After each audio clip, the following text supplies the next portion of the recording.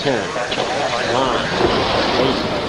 7, 6, main engine start, 2, 1, booster ignition, and liftoff of the Space Shuttle Discovery, returning to the space station, paving the way for future missions beyond.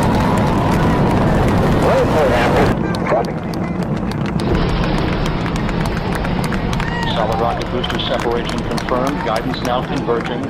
Discovery's onboard computers commanding the main engine nozzles to swivel, aiming the shuttle for its precise target in space for main engine cutoff. Should have a good forward leg now in S10.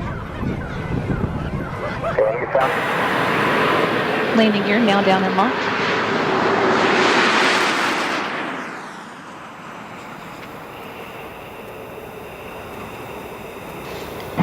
Main gear touchdown. Pilot. That brings an end to the STS-131 mission, the 131st Space Shuttle flight, and the 33rd to the International Space Station.